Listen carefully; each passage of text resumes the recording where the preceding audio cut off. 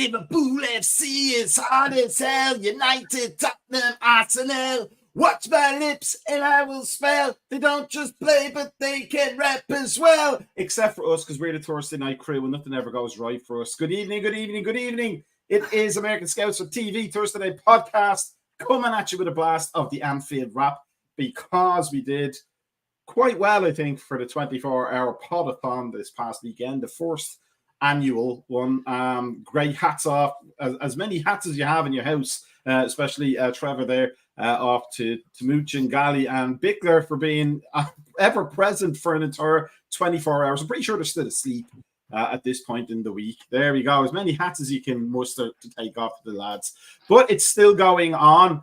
We still have things to sell in the silent auction. You can still donate money as well. It's a great cause, the Jamie Carragher 23 Foundation. But we're here tonight for the madness of Thursday, the ASTV, as the cool kids call it. We're joined by Brian as always. How are you, Brian?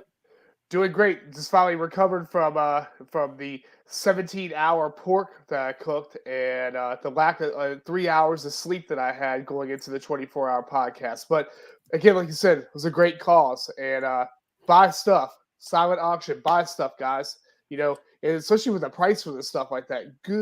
Some good bargains. And good evening to Susie and good evening to Trevor. How are you doing? Doing great. Was able to avoid all the Tim Walz traffic craziness and get home on time for once. There you go.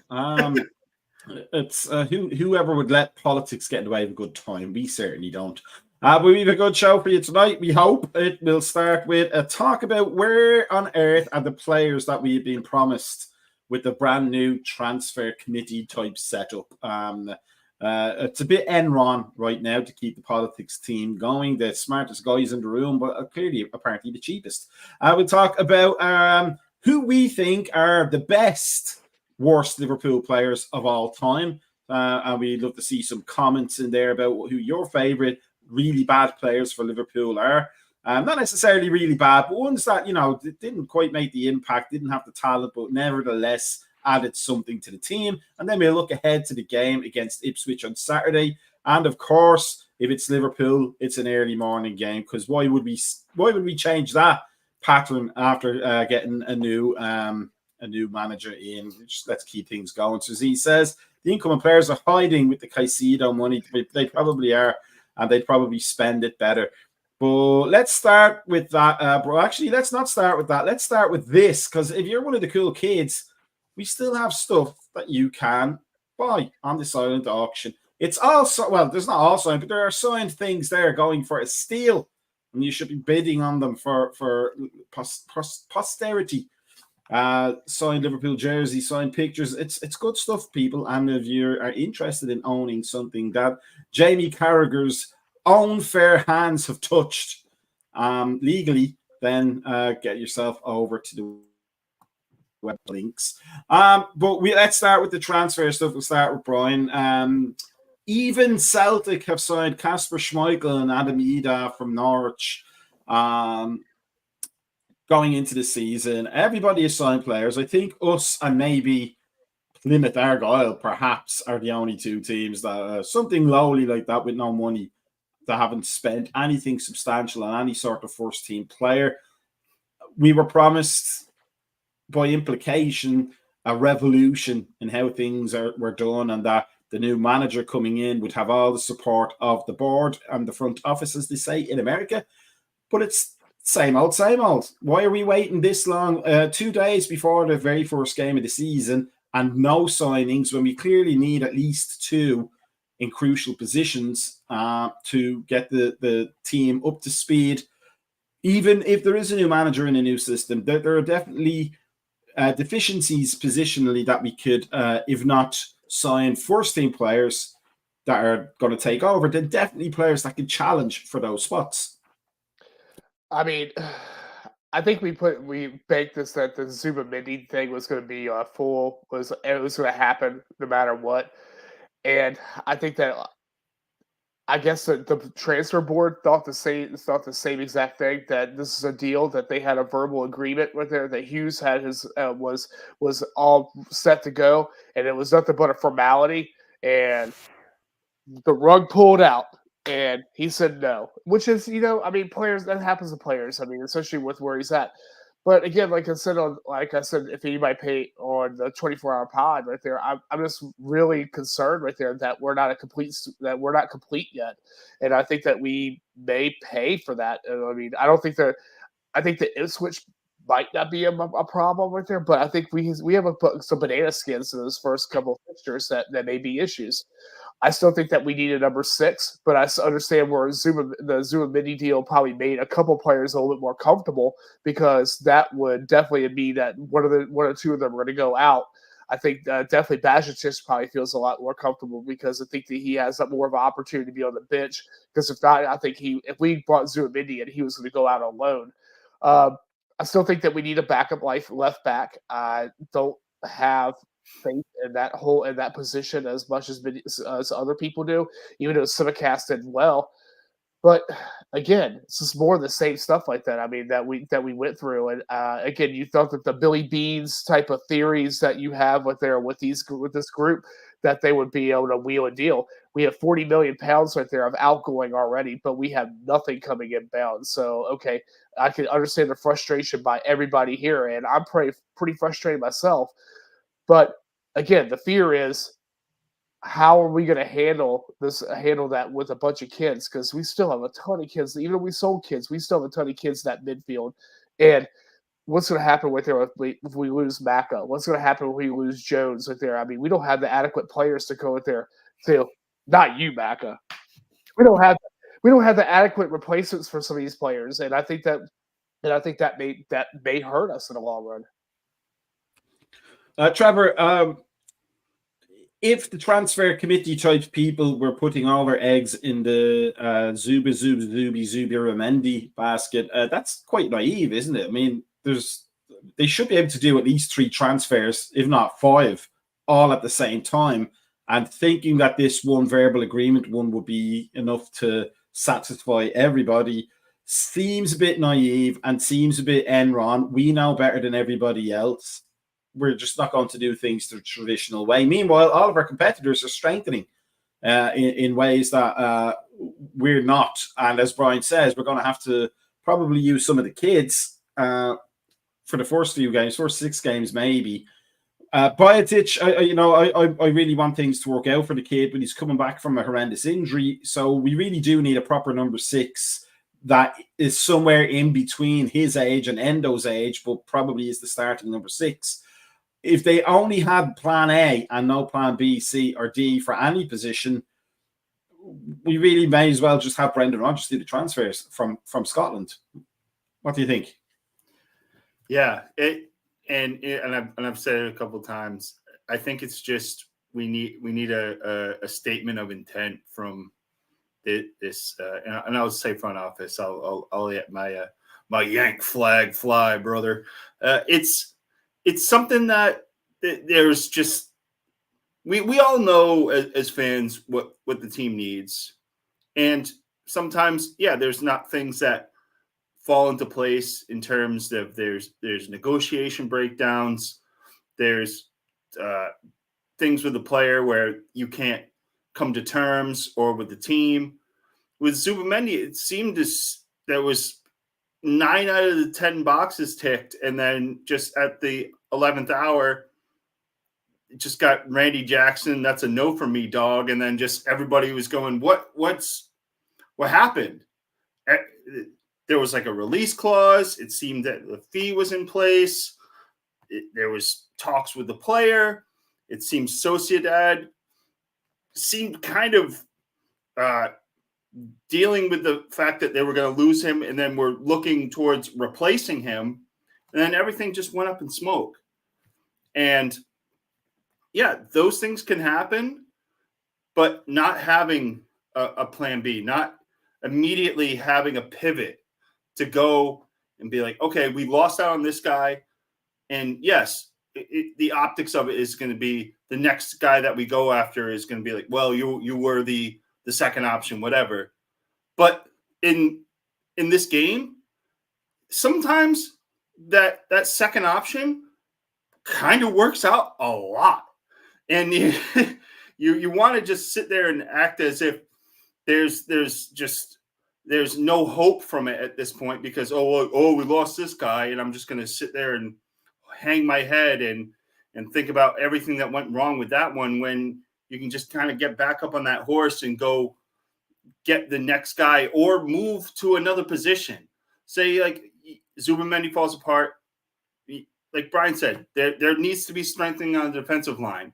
I would take another left back as well, especially if Owen Beck's going to be on the way out because he's the guy. If Tsimikas leaves, he's that one that's going to take that deputy role for Robertson. But if he's going, then you got to kind of keep Costas, and then you need to get that replenishment there. And I've always kind of been a guy that has not had the best faith in Konate. So another center back would be wonderful. Instead of just sitting here thinking about the 6 you didn't get, go into these other positional markets and see what you can do. And it doesn't seem as if they have any desire to do that, which is the key word is frustration. I'm not angry, but I'm just sitting here going, just give me something. Just give me something. As the parents would say, or the good school teachers, I'm not angry. I'm just disappointed in you.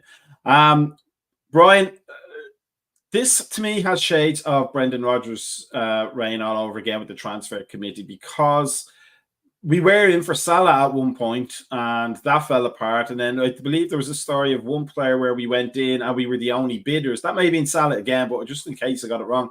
And then our famous transfer committee came back and Michael Edwards prime placed in that and said, ooh, if we're the only ones in it, we could probably get them for less money. So let's rechange the bid and bid less money. And then we didn't end up getting that player. I think that might be Salah, but it might have been a different one. I hope it's not Balotelli. That would be horrible. But more on that one later. But it just screams of as good as the transfer committee type people did with Sturridge and Coutinho. It just seems to be either it's an excellent result or it's an appalling result when it comes to transfers with them because, on that January of 2012 into 2013, we had Sturridge, one of our most prolific modern strikers for one season at least. We had Coutinho, the little magician, made us all happy, happier than David Copperfield passing through the Great Wall of China when we were all small. But then he ended up at Balotelli, who should not have been let near the Liverpool training ground as a visitor, let alone as a transfer target. Do you get the heebie-jeebies like I do about how the transfer work is going already? Because I know Michael Edwards is more the overseer of the entire club, so like the nursery clubs he's trying to get involved in buying, and Richard Hughes I think is more the person who deals with attaining and acquiring the players. But it's not a good look so far, is it? It's a few weeks in, and already you're seeing why Klopp had a problem with them. I said it a couple of days, like I think it was like last week or maybe the week before that, right there, that the whole sell high, buy low model, right there, which is kind of what you're seeing from this Hughes Edwards relationship, because you're seeing these kids right there are going for pretty decent prices. I mean, and sell on clauses and all that. But you're penny pinching right there to bring in replacements. And again, I think you're like you said, this is kind of echoes of what we saw back around 2015, 2016 again, like that, where you're seeing the same type of work happen, where we're buying these like potential, like we're buying young kids and potential that will have a big up as far as value later on down the road. But we're not investing in the squad the way the squad should be invested in. And, and that's going to be that sometimes that equals out failure. I mean, I could say even right there, this is, I think Edwards was on the outs of this one, but post 2019, after we came through in 2018, 2019, after we won the Champions League, we never invested back with the squad. And we came there, wound up having these players age out, and then half of them came there left for freeze. So, I mean, it's poor business model right there that happens in there. So I mean, I don't. I want to have some kind of faith because I think that everybody in there thought when Edwards came that that everything's gonna be glossing over and pretty and sunshine's back right there. It was a doom Just and want to gloom. point out that I've been against it from day one. I don't like the shyster. Yeah, And that's what I think he is. That everybody was like Blaise Shamate or whatever is how the hell you say his name right there from last year. That everybody came there. What is that? Yeah. So poor joke. Yeah. So yeah. So I mean, I think that that I hope he's not a shyster, and I hope that he's just not there to go out there and make money for the club. And I kind of starting to get that kind of feeling right there with the way things are going, that we're with the selling of some of the kids that we sold right there, that we're looking at down the road, making sure we have our coffers filled up. But for what if you're not going to spend it on players that to get us to where we need to go? Trevor, so Z makes a point earlier on about the non-contract negotiations of the big three. It is jarring that we're not trying to get, maybe even just at least a year, or getting like solidified the main players. It doesn't speak to a transfer policy or a squad building policy that wants to win. It almost like what Brian is saying, it's more about the balance sheet than it is about the trophy cabinet, and that's not going to fly with Liverpool fans, and especially as we have experience with Edwards before, at least it really won't fly in a very short space of time if the new manager, who's been very positive, very well received, and has shown that he can coach a team and that it could be an exciting time to add on to the Klopp years. But if he's not backed, he's on a hiding to nothing from day one, isn't he? Yeah, and this has kind of been the looming darkness with Edwards for the majority of this comeback for him. There was always that kind of Jekyll and Hyde of like, oh, he knows how to get teams to buy our guys and kind of make money, and they always point towards the Brewsters and the Ibes and all these things and all these guys that we were able to flip profits on, and that there was that era where he was kind of that, yeah. And I'm glad that Brian brought up Moneyball, because there was a time where like Billy Beane was just lauded as this genius. He was this guy that did everything through the draft, never missed on like a first or second round pick for like 6 years. And he absolutely crushed it. And everything he did was calculated, and there was statistics behind everything. And all the moves he made was, in the end, penny pinching, but it worked. But it had a shelf life. And when it all came crashing down in Oakland, it was rough. And now look at what that team is. They're just an absolute mess. They are just in financial disarray. They are going to be pretty much nomads for 3 years. And if that is kind of the pathway that Edwards wants to walk on, I don't think in this current European football climate that is going to fly, because it's a different animal even from when the last time he was here. You can't hoodwink these mid-table teams anymore. You aren't going to you can find these gems, but you're going to have to really go digging. You're going to have to go to Belgium. You're going to have to go and find these guys that are playing in lower leagues and hope that they're just raw talents translate to a higher league, and just really roll the dice. But if you aren't going to commit to that path, and yes, as Liverpool fans, seeing a bunch of guys brought in from the Jupiler League, or like we go like the Dele Alli-ish route, and you're pulling guys from like the bottom of the championship, that's going to be a real just bucket of cold water on us as a fan base. But it goes back to what I'm saying. It's like a statement of intent. Be like, we're doing recognition of these players. They fit Arnie Slot's system. They're young. They're affordable. Yada yada yada. And just be transparent. Not everything has to be this secret, fucking underground back room nonsense. You can tell us something without it being a leak. You can just give us crumbs instead of just yelling that, no, we're not giving you bread. There's so much that this regime could do that they are not doing in terms of just not only catering to the fan base, but also catering to Arnie Slot.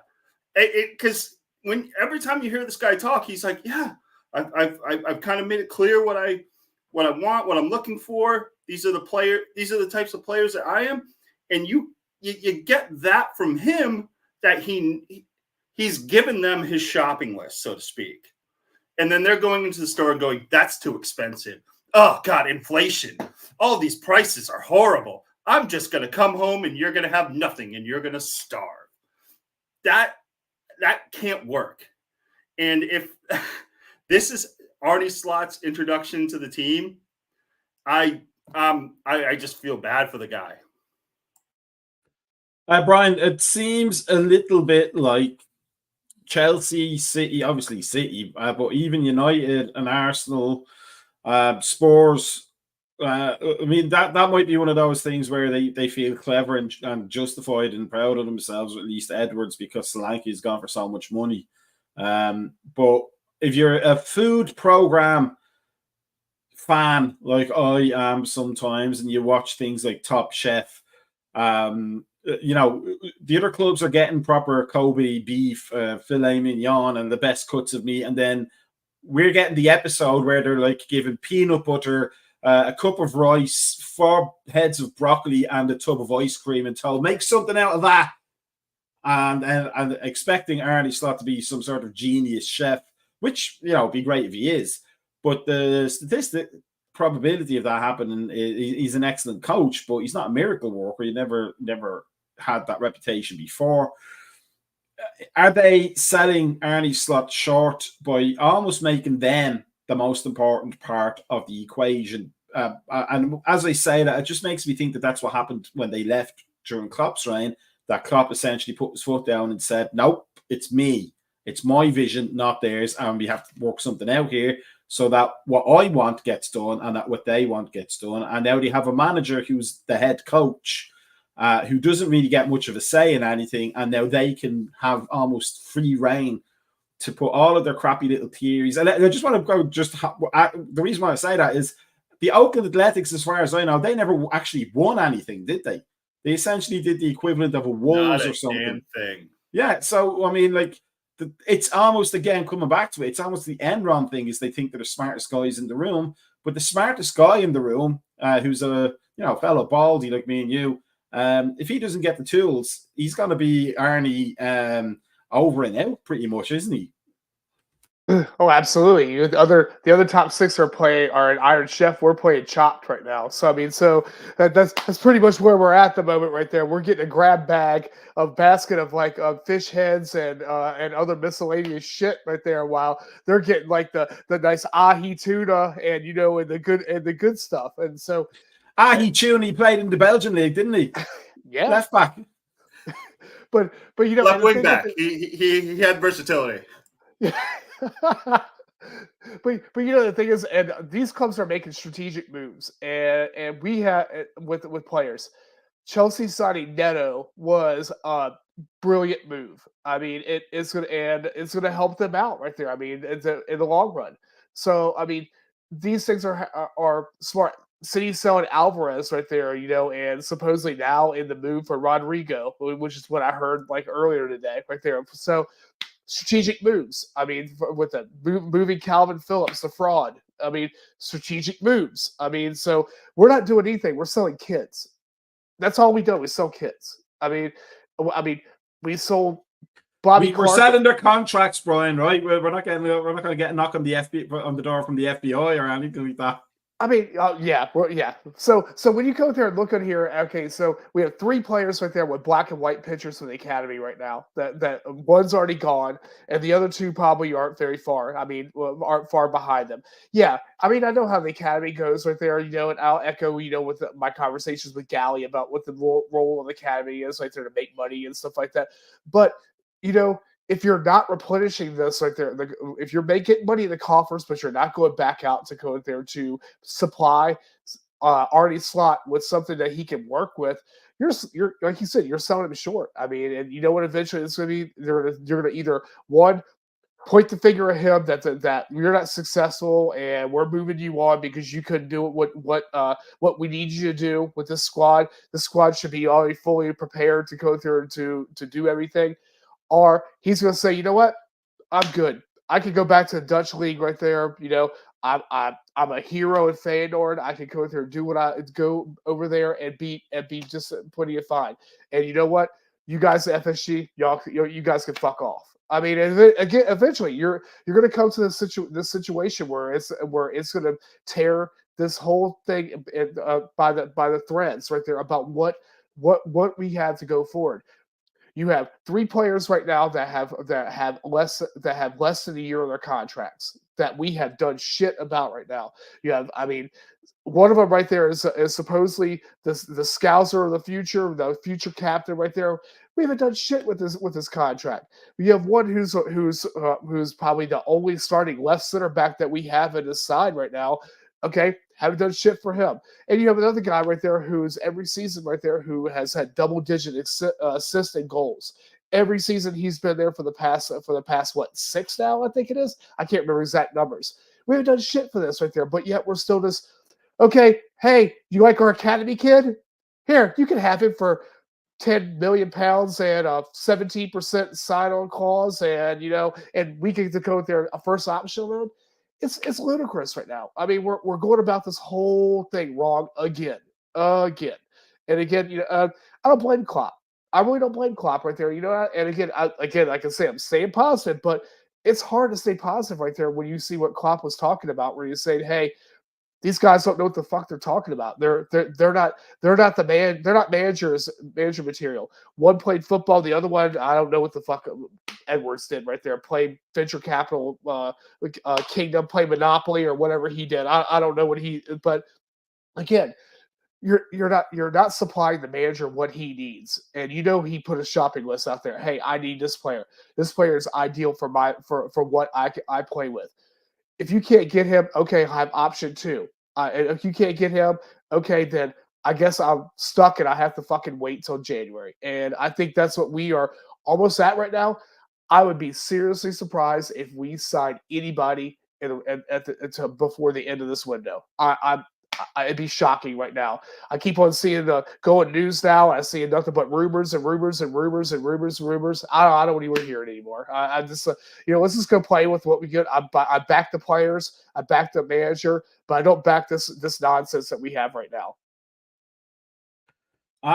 From duds on the field, or sorry, pardon me, duds in the boardroom to duds on the field. But before we do that, just a reminder that the 24-hour podathon might be done, but the silent auction isn't, and there are some great bargains to be had. Signed shirts and signed memorabilia, people.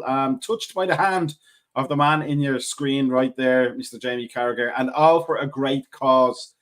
We did so well over the weekend, but let's keep that work going. But duds on the field, we talk about, we're going to have a chat about our best, worst Liverpool players. It's certainly not that chap there, aptly pictured with his phone on the field. That was probably the end of the season, but that was actually during a game. That was probably during a game. It wouldn't shock me in the slightest. Nobody done less to help Liverpool succeed than that guy, I think.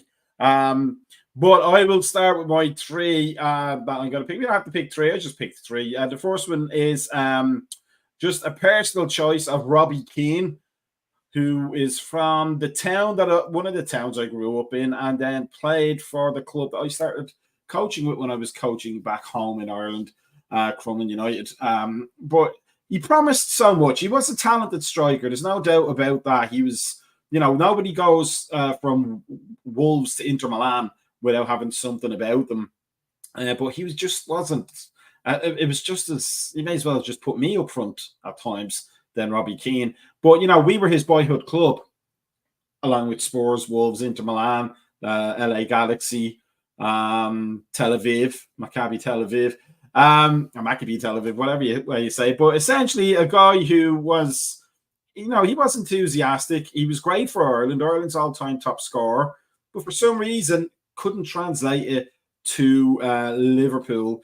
My second choice is David Burrows, because I'm old and I can remember David Burrows, but he wasn't a terrible player, but he was following in the footsteps of Steve Nicol, who was one of our best ever fullbacks, and then competing at the same time with Rob Jones for, young player coming through. And Rob Jones was a phenomenon until his injury.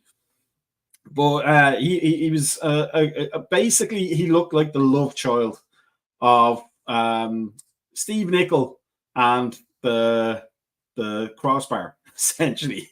But one of those players who did, along with Torben Peaknick and others of that era, the Souness era, who did their best but just couldn't do enough for Liverpool. And then my last one would be the best, not best player, I think, of Liverpool of all time, which is David Fairclough, scorer of that fantastic goal against Saint Etienne that got us through that round towards the 1977 European Cup final, and another ginger as well. Let's put it right.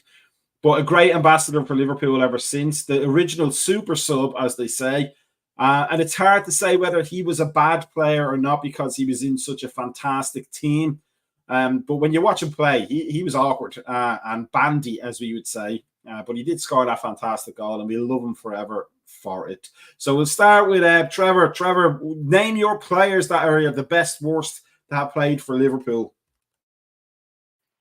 Yeah, I just got the one, and he's got one. Don't you sweat.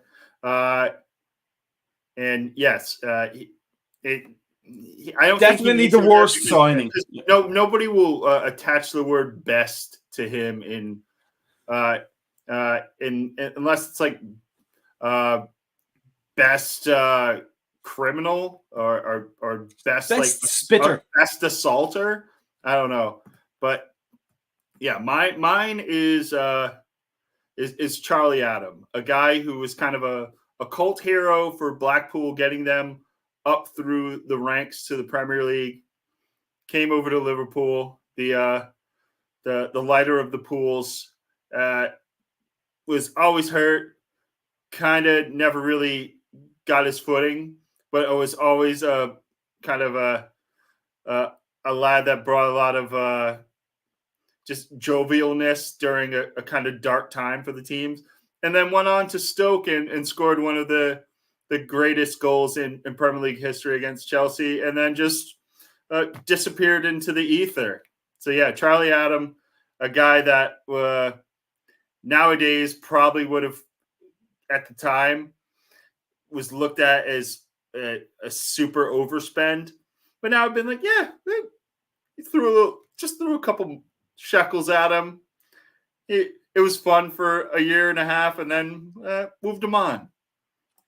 Didn't he score another cracker against Liverpool for Stoke in that 6-1 game? Was that the game? Yeah, he scored a cracker now. So he was capable of doing it, but by the sounds of things afterwards in interviews and all that, permanently drunk. A proper old school. Like, he probably would have fit in with the Liverpool team of the 80s more than the Liverpool team of the 2010s. Yeah. So Z mentions the time traveler. Yeah.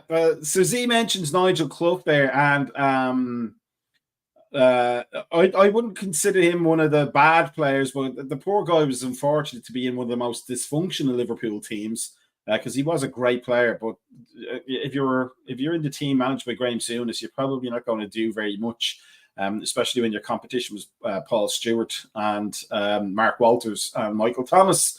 But a fantastic player nonetheless. But we're thinking more of the ones that just weren't quite there, apart from Robbie Keane, because he was a good player, but just not for us. And I just think it's funny how many teams he supported. Fun bad signings, not fun bad signing. Yeah.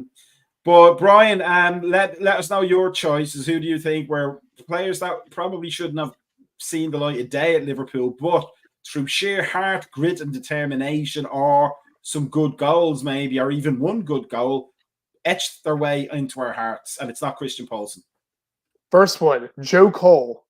Joe Cole right there came in as a free transfer. He was supposed to be one of the best free transfers we ever had right there, coming in from a good Chelsea side right there. We banked on him that he was going to revitalize our side. He did shit. That's what he did right there. It was a terrible, the wrong player, wrong place, totally. Second one, this one will bring one from a past, because you may remember Sean Dundee, the prolific German striker that was going to come here and give us all the goals back in 1998 right there. Actually, 97, I think he came in and all that. But supposed to give us all these goals and get us through there. I think he played 3 matches. I think there, and so barely got anything. But on the record, he was like fantastic.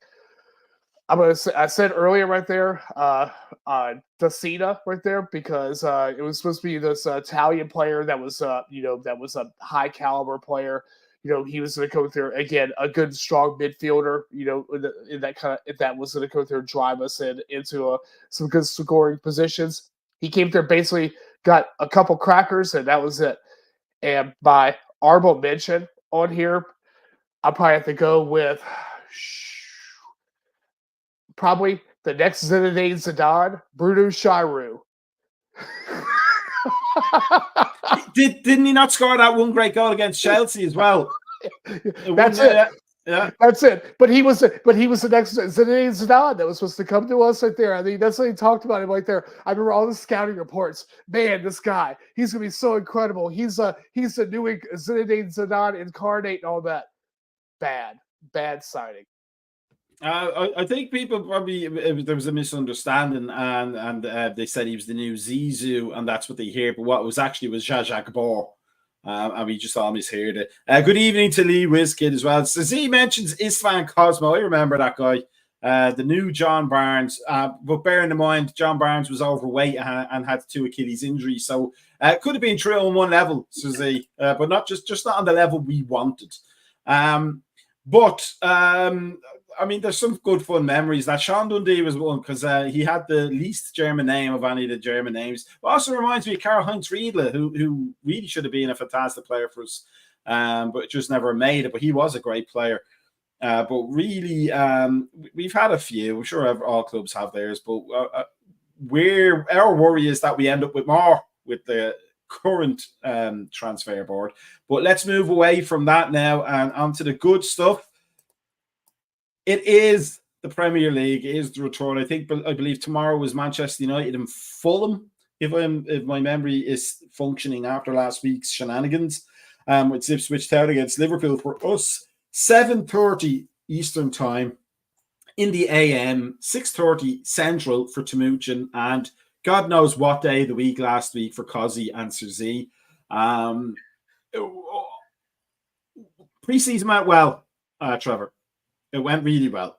We saw some great stuff in terms of the cohesiveness of Slot's ideas and how he wants the team to play. We saw some stuff that was, eyebrow raising. Like this could be good. We could see players will love to play this kind of thing. We talked all of that kind of stuff. But I have a feeling, especially in light of having no transfers go through, I don't think there's any sort of tensions being risen. But the team is not quite prepared enough, whereas Ipswich are, and this could be the first of the many banana skins in the first few games that Brian talked about earlier. And this game, as much as we would want a win, could end up being a draw or even a tight loss. Am I being too Timuchin pessimistic?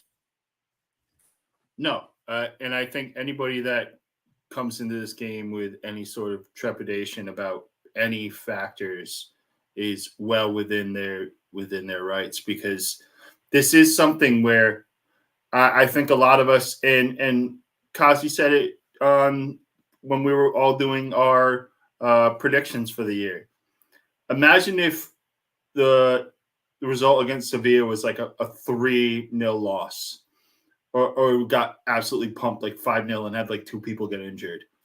There would just be a completely different narrative about this club going into the year. And I'm coming in with a lot of positivity. I'm looking at a lot of things that are going into Slot's system, and I think a lot of the pieces that were kind of just on the fringes of the puzzle during the Klopp era fit a lot better with Arne Slot. But in the grand scheme of things, to stay in line with the cities, with the Arsenals, despite how I think a lot of their signings are frivolous, the Chelseas and the Uniteds, and even Spurs. I think Solanke's a guy that is going to give them everything that Richarlison never did this year. There's going to be a lot of upward trajectory from a lot of teams this year. And while I think our squad is still strong, there's a lot of breakable elements to it. And there's just times where you kind of have to give yourself a chance. And while I think Arnie's tactics and the way he has faith in a lot of players that the previous regime, both coaching staff and front office, didn't have, is going to boost a lot of those guys' confidence. Confidence goes out the window if you do your knee in the first 25 minutes and then you have to throw out a 17-year-old. There has to come a point where you have to look at a squad objectively, and as you said earlier, not as a balance sheet. You have to have people there, and you have to have talented people, because this is a slog. This league is more ruthless than ever. There are teams that are going to finish 15th that have spent $100 million. And the fact that we're like, oh, well, we kind of shed a little weight. You loaned out a hologram, you let your third string keeper go, and we're sitting here shaking our things because we made a $10 million profit on Carvalho. Come on. And yes, while everybody is really up in arms about the whole Zubimendi thing, it's embarrassing. You just got to have a goldfish brain and just go to the next one.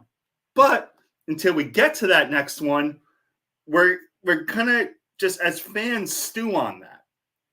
And that's within our rights as fans to stew on that.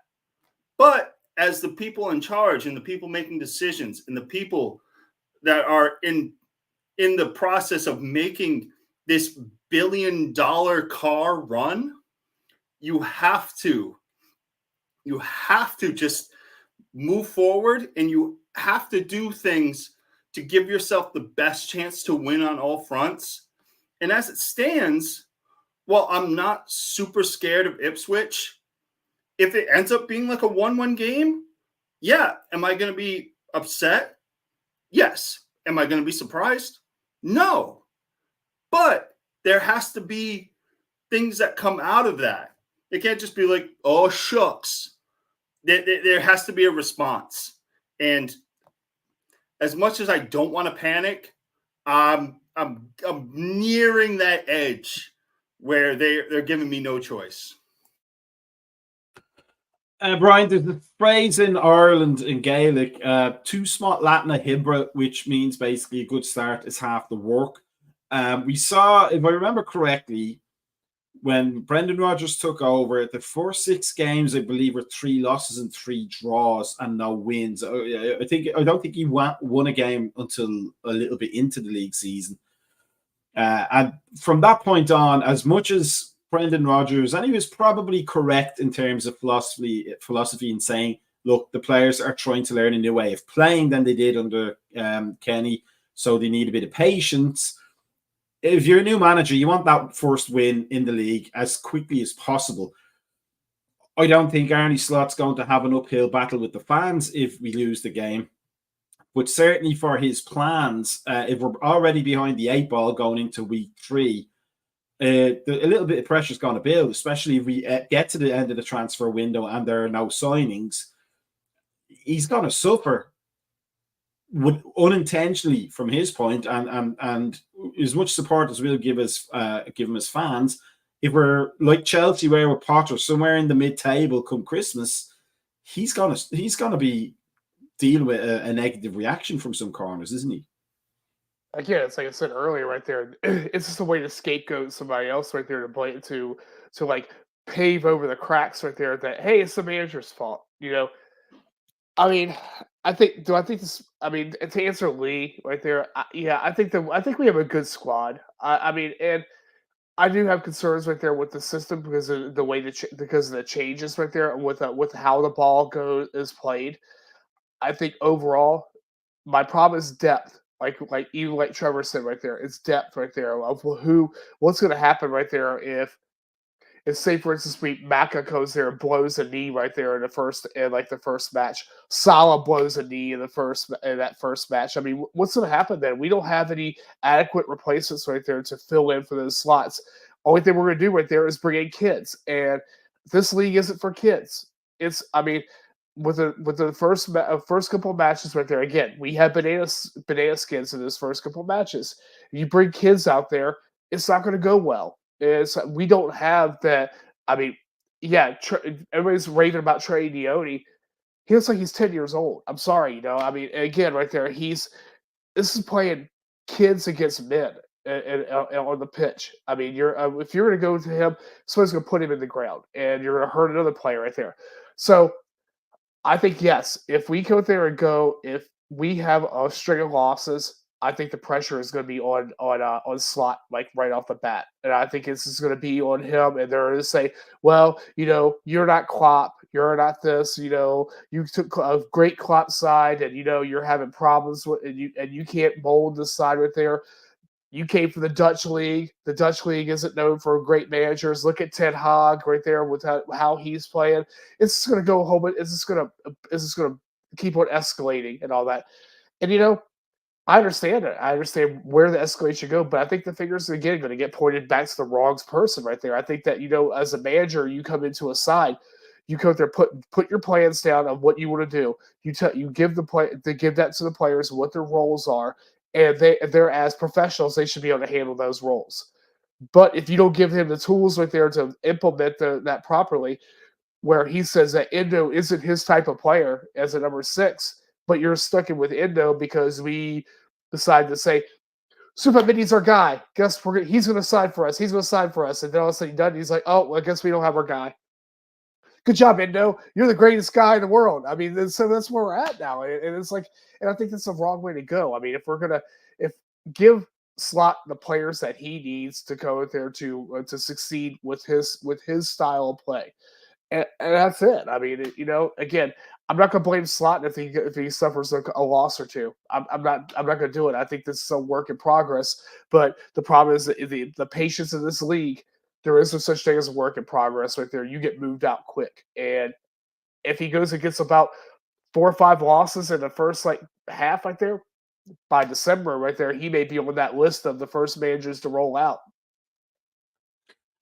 Trevor, in terms of the starting lineup, the possible starting lineup, I think it was said, I might have been Brian who said it, that the lineup against Sevilla is pretty much going to be the lineup that starts. I would not argue against that. Whoever said it, I think it's a good point. I think the team that played Las Palmas looked a lot further behind in their preseason development than the team that played Sevilla. Do you have any concerns? Lee makes a good point. We do look tighter defensively. So would we be a bit churlish to hope for not conceding the first goal of the league season before we score a goal? Because it doesn't look like we're going to have that kind of a defense. But the team that we played against Sevilla should have enough against Ipswich. And it's not the end of the world if we lose. But it as much as titles and league positions aren't won by December, they are certainly lost by that point in time. So is it overly expectant to want a win against Ipswich? And is it overly pessimistic to think that the team may not be set up comfortably for that, or was the Sevilla team good enough to get? Because it's Kieran McKenna, isn't it still for Ipswich? I mean, he's a decent coach, so he's got to have a plan. So, are we being a little bit pessimistic by saying we may draw or lose this? And are we being a little bit melodramatic in saying we need to win it? I don't think so. And for everything I've said about there being a chance of a loss or a draw, I think I'm with Cersei. I'm coming out the gate. I'm going to say a 2-0 win. I'm breaking my end of season trend from last year of never predicting a clean sheet, because I think Ipswich is a team that's coming in missing 20 goals. They have got guys that scored 20 goals last year that are out, and they're just, they have, I think, 2 or 3 other players that are going to play that are beat up. So if this is something where we can't go to a newly promoted side, and I don't want to say necessarily dominate, but go in on opening day and put a stamp down and get 3 points when you know that everybody else in the kind of contendership ring is going to try to go stomp whoever they're facing. It's kind of just riding out the storm right now, I feel. Because, yeah, outside of that United game at Old Trafford, it's a very favorable six or 7 first games. There's a lot of points to be earned from there, even if it's ugly. And I do think slot ball is going to be something where it's not going to be the most free-flowing, just beautiful football, go, attack, kill type of football every week. And that's something that we're going to have to get used to as a fan base. But if we saw anything from the preseason, we saw vastly different setups against us and kind of succeed against all of them. And that is something that you kind of have to take a little solace in on that front. But I want to just I want to kind of just hold out hope to the end of the window. Yeah, and it stinks that we've reached this point where we're kind of just crossing our fingers and just staring into the void going, well, just hope it's not Arthur Mello 2.0 and just kind of really just kind of throw caution to the wind. But more than anything, this team has a lot going for it that I really just I want to see them be utilized to their full potential with just that safety valve if things go wrong. And go back to what Lee said, this is an incredibly strong squad, but it is one that is very tenuous in terms of depth. And if that one thing goes wrong, and you were talking about like Mo or Macka, like there's guys with really rough injury histories that we are going to rely on a lot this year. And those are ones that if you don't have backups for them, then what are you doing? Yeah, Mo got hurt once in 7 years, and it was chaos. That is its own thing.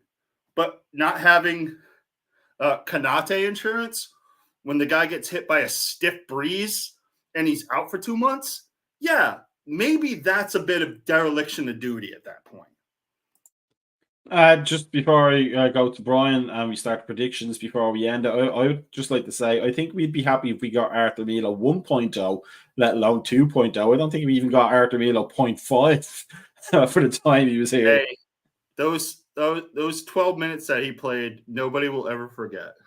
That's exactly right. And by that, I mean, I totally made that up. I don't even know if he ever got on the field in a competitive game. I couldn't tell you. He did once, but I think it was 11 minutes. So get your facts right there, Trevor. So he doubled Thiago from last season. All right, cool. Essentially, yeah.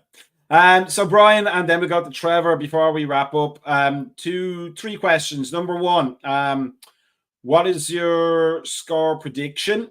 Number 2, which player do you think is going to stand out in the first league game under Slot? Which player is going to look like they fit the system better than anybody and they've taken to it? And then number 3, if Nunes does happen to play, am I going to get the hat trick I demanded so often last season?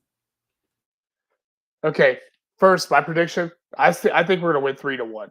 It's kind of like what Lee said right there. There's such a gulf in the championship as far as, and I think that with the way Slot's mini presses in that first in that third, I think those are guys that are not gonna know what's gonna hit them. I think that they're just gonna kind of sit back and try to like, okay, well, what do I do with the ball? And it's gonna be a lot of mistakes. I think we're gonna force a lot of problems through there. Second, Harvey is going to be a standout player. I think that he's been there the whole time with him, and I think that he is going to his level of control.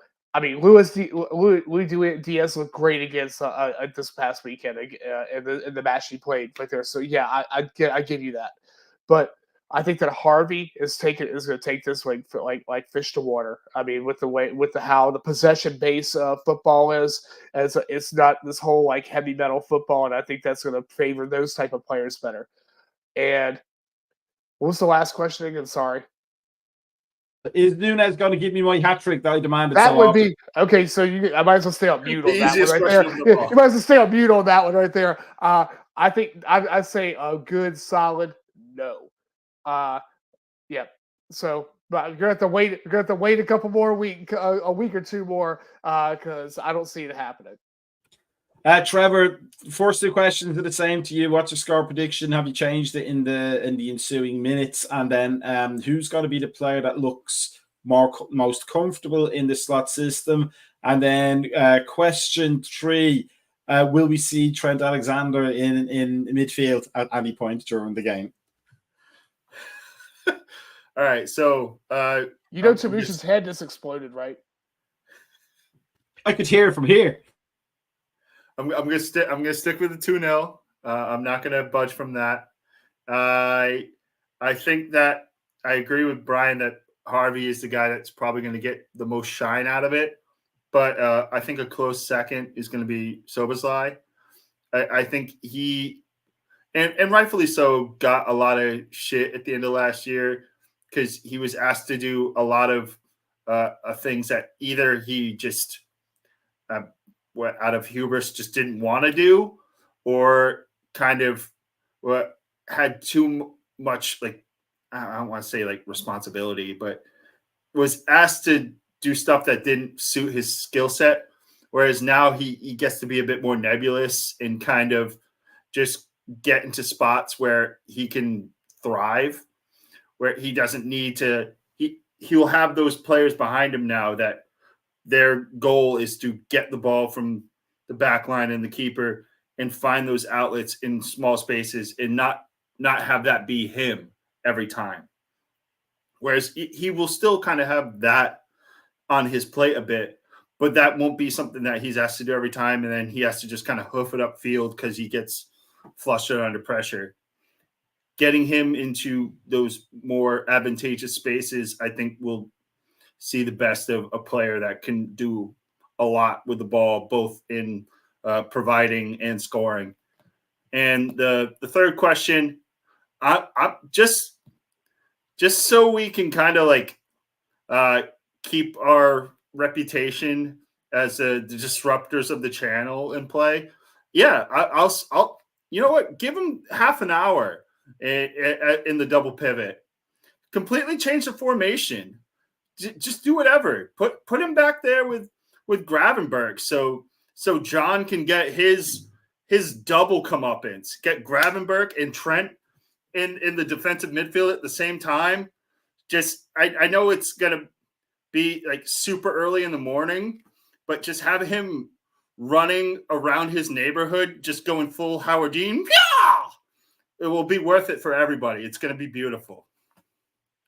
I gotta say, we go for I'm gonna say a 3-0 win. I think our defensive setup is going to be a lot better this season, or at least a lot less loose. And then I think I agree with the Harvey calls. He looks like he's been waiting for this kind of style of football for forever. But if he plays, I think Conor Bradley is also going to stand out, just because he's going to get to have to do fullback things, which he is superb at. Nunes won't get us the hat trick this week. I love that Dave Cunningham said he only has time for 2. He comes out at the hour mark. He only has time for 2. Yeah, he could have got 3 if you gave him a full half. Full half, he gets 3, but he's not getting 2. He's not getting 3, and maybe not till. You know what? I'm gonna hold off on the demand for a hat trick till the United game if he plays, and that'd be a good one. And then Trent Alexander midfield. Yeah, it's gonna happen. Get used to it, kids. He's gonna be the number 6 for some games at least for some periods of games. Suck it, Gareth Southgate. Yeah, suck it, Gareth Southgate. I mean, like he doesn't care anymore, and now it's Lee Carsley's problem, the traitor. So that's because he played. I guess it was great for our last Thursday on here because Tamush is probably going to fire all 3 of us now. Yeah, probably. But we'll just set up our own show called Trent for Midfield 2024. No Liverpool manager this century has won their first Premier League game in charge. Oh, interesting. So let's see if Arne Slot changes that statistic. But it remains for us to wrap up then for the night. I'd say thank you to Brian and Trevor as always for the company. There's no Fantasy League show this week, but it will start back again next week with a review of the first week's statistics. For Alan, if you're watching, the plant is back. It's just in a different position, much like Trent Alexander-Arnold. Alan. There you go. And then if you click on the thing down here, you get more info and especially info about the silent auction, I think, hopefully, which is still going on. And make sure you bid on those items. They're signed by Jamie Carragher, one of our modern legends, and make sure you do all that stuff. And look at us figuring out how to do the right pointing direction and everything. Brian hasn't tried because he's still trying to figure it out. To be fair, he's got it. He's got it. He has to get the diagonals down. He's got to get the diagonal, and get the wrap hand signs just like I did at the beginning with the Anfield. There we go. It's nice. So apart from all that, make sure you're following us on the YouTube, on the Facebook, and on the Instagram, and then also on the Patreon for all the good extra goodies of the craziness, and then follow us on our Discord as well. Just remains to say, because it is Thursday night, enjoy the weekend. I think Barn of Coffee might be on tomorrow, so keep it. You know what, if you're signed up for everything, you'll know these things as well. So yeah, that's a good reason to do it. And there should be a pre-match and a post-match on Saturday morning. Yeah. Not for me, because I got to work, so I don't even get to see the game today. I think the Polish Prince will be running. Polish Prince will be running. So not only will it be pre-match, not only will it be pre-match, it'll be fashion tips as well. You can't get better than that on a Saturday. It's Thursday night. It's the last Thursday before the season, which means we have to sign off with the 70s power music. Have a good one, people. Peace out.